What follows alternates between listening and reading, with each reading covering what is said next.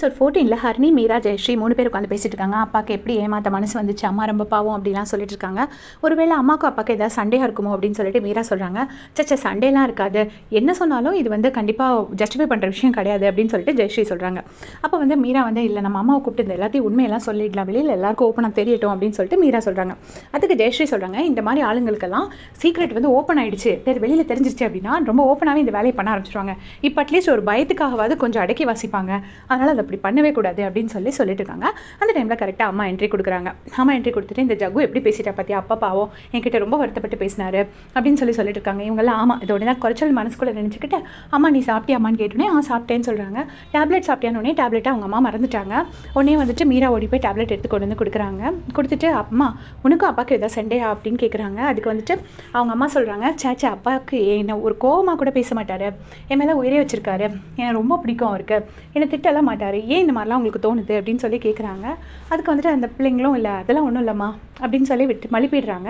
உடனே நீங்கள்லாம் இன்னும் முடிச்சிருந்தா அரட்டை அடிச்சிட்டு இருக்காதீங்க, சீக்கிரமே ஜெயஸ்ரீ தூங்கினா தான் அவளோட ஃபேஸ் ஃப்ரெஷ்ஷாக இருக்கும், நாளைக்கு பொண்ணு பார்க்க வரும்போது பார்லர் பொண்ணு ஏற்கனவே சொல்லி அனுப்பிச்சிருக்கா அப்படின்னு சொல்கிறாங்க. உடனே சரின்னு சொல்லிட்டு அவங்க எல்லாரும் படுக்க போயிடுறாங்க. பட் யாருமே படுக்காமல் நைட்டு ஃபுல்லாக முழிச்சுக்கிட்டே தான் பார்த்துட்டு இருக்காங்க. அம்மா மட்டும் தான் தூங்குறாங்க. இப்போது நெக்ஸ்ட் டே மார்னிங் டெரஸில் 4 பேர் உட்காந்து பேசிகிட்டு இருக்காங்க. பசங்க 4 பேர் உட்காந்து பேசிகிட்டு இருக்காங்க. அப்போ அந்த வீடு எங்கே இருக்குது, அந்த அப்பார்ட்மெண்ட் எங்கே இருக்குது அப்படி இப்படின்னு சொல்லி எல்லாரும் ஜகு கிட்ட கேட்குறாங்க. அப்போ ஜகு ரொம்ப எரிச்சலாகவே பதில் சொல்கிறாரு. இப்படி போனால் இருக்கும், நீங்கள் வேணா பண்ணுங்கள், அந்த அப்பார்ட்மெண்ட்டுக்கு நீங்களே போயிட்டு அந்த லேடியோட பேரெல்லாம் கேளுங்க அப்படின்னு சொல்கிற மாதிரி ஜகு ரொம்ப இரிட்டேட் ஆகி பதில் சொல்கிறாரு. உடனே இவங்கெல்லாம் சொல்கிறாங்க, ஹே நீ அப்படி இரிட்டேட் ஆகாத, உன்னே மாதிரி மன கஷ்டத்தில் தான் நாங்களும் இருக்கோம்னு சொல்லிட்டு ஜெயஸ்ரீ சொல்கிறாங்க. பேசாமல் எங்கள் ஆஃபீஸில் உள்ள இன்வெஸ்டிகேஷன் டீம்கிட்ட சொல்லி நான் இன்வெஸ்டிகேட் பண்ணலாமான்னு பார்க்குறேன் அப்படிங்கிறாங்க. அதுக்கு ஹரிணி சொல்கிறாங்க, வேண்டாம் இன்வெஸ்டிகேஷன்லாம் இப்போதைக்கு வேண்டாம், ஃபர்ஸ்ட் உன்னை பொண்ணு பார்த்து போட்டோம், அதுக்கப்புறம் நம்ம பார்க்கலாம் அப்படின்னு சொல்கிறாங்க. அப்போ மீரா சொல்கிறாங்க, ஒருவேளை அது அப்பாவாக இருக்காதோ, நீ ஏதாவது அப்பா முகஜாடையிலே உள்ள யாரையாச்சும் பார்த்துருப்பியா அப்படின்னு சொல்லி கேட்குறாங்க. உடனே ஜகுக்கு ரொம்ப கோவம் வருது. இருங்க நான் ப்ரூஃபோட வரேன் அப்படின்னு சொல்லிட்டு ஃபாஸ்ட்டாக கிளம்பி போகிறாரு. இங்கே கீழே பார்த்தீங்கன்னா அம்மா பூஜை பண்ணிட்டு இருக்காங்க, அப்பா சாமி கும்பிட்டுட்டு இருக்காரு. அப்போ அம்மா கிட்ட நம்ம அவசரமாக எனக்கு ஒரு வேலை இருக்குது நான் வெளியே போகிறேன் அப்படின்னு சொல்கிறாங்க ஜக்கு. உடனே அவங்க அப்பா சொல்கிறாரு, யாரும் வெளியே போகக்கூடாது, இன்றைக்கி ஜெயஸ்ரீயை பொண்ணு பார்க்க வராங்க நான் சொல்லியிருந்தேன்ல அப்படின்னு சொன்னோடனே எனக்கு முக்கியமான வேலை இருக்குது அப்படின்னு சொல்லிட்டு கிளம்பிடுறாரு. அவங்க அம்மாவும் சரி பரவாயில்ல சீக்கிரம் போயிட்டு வந்துடுவாங்க அப்படின்னு சொல்லிட்டு அவங்க அம்மாவும் சமாதானம் சொல்கிறாங்க. இவர் நேராக இங்கே என்ன பண்ணுறாருன்னா, அந்த ஃபோட்டோ எடுத்த பையன் அந்த ஈவெண்ட்டில் ஃபோட்டோ எடுத்திருப்பாங்கல்ல, அந்த ஃபோட்டோ எடுத்த பையனோட நம்பரை தன்னோட ஃப்ரெண்டுக்கிட்ட வாங்கிட்டு நேராக அந்த ஃபோட்டோ எடுத்த பையனோட ஸ்டுடியோக்கே போகிறாரு. அங்கே அந்த பையன் பார்த்துட்டு, ஹே நேற்று ஒரு பொண்ணு வளைச்சு சைட் அடிச்சிட்டு இருந்தா, நீ அவள் ஃபோட்டோஸ் பார்க்கறதுக்காக தானே என்கிட்ட ஃபோட்டோஸ் கேட்குற அப்படின்னோடனே, அதெல்லாம் ஒன்றும் இல்லைடா, நீ கூட எனக்கு பார்க்கணும், என்னோட லேப்டாப்பில் மொபைலில் காப்பி பண்ணிக்கலாமா அப்படின்னு கேட்டோடனே, எல்லாம் காப்பி பண்ணிக்கடா, உனக்கு என்ன வேணுமோ காப்பி பண்ணிக்கோ அப்படின்னு சொல்லி அந்த ஃபோட்டோகிராஃபர் சொல்கிறான். சரின்னு சொல்லிட்டு ஜகுவும் எல்லா ஃபோட்டோஸையும் ஃபோட்டோவில் காப்பி பண்ணிவிட்டு நேராக அந்த ஃப்ளாட்டுக்கு வரான்.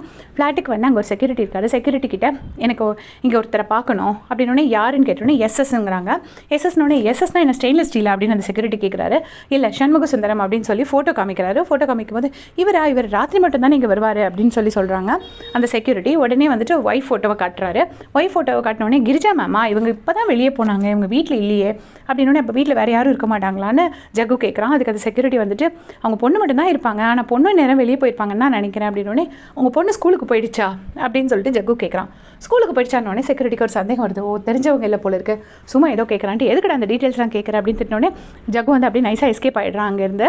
நேராக இங்கே தன்னோட சிஸ்டர்ஸ் கிட்ட ஃபோட்டோஸ் காமிச்சோடனே சிஸ்டர்ஸ் எல்லாருமே ரொம்ப ஷாக் ஆகி பார்க்குறாங்க, நம்ம அப்பா இப்படி ஒரு வேலையை பார்த்துட்டு இருக்காரு அப்படின்ட்டு. இப்போ ஜெயஸ்ரீ மேக்கப்லாம் பண்ணி ரெடி ஆகிட்டாங்க, பொண்ணு பார்க்கவும் வந்துட்டாங்க. பொண்ணு பார்க்க வந்தவங்க மாப்பிள்ளை பார்த்துட்டு மாப்பிள்ளை ஜெயஸ்ரீயை பார்த்தோன்னே கொஞ்சம் ஷாக் ஆகிடுறாரு. எனக்கு பொண்ணு கூட தனியாக பேசணும் அப்படிங்கிறாரு.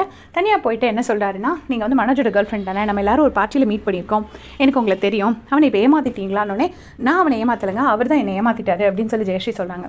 சரி அவர் உங்களை ஏமாத்தினாலுமே இன்னொருத்தர் கூட லிவினில் இருந்த ஒரு பொண்ணை கல்யாணம் பண்ணிக்கிற அளவுக்கு நான் ஒரு மெக்னானிமஸான பையன் இல்லை அப்படின்னு சொல்லிட்டு நேராக கீழே இறங்கி எனக்கு இந்த பொண்ணு வேண்டாம் அப்படின்னு சொல்லிடுறாரு. இதை கேட்டு எல்லாருமே செமையாக ஷாக் ஆகுறாங்க. அதோட இந்த எபிசோட் முடிச்சிருக்காங்க. தேங்க்ஸ் ஃபார் வாட்சிங்.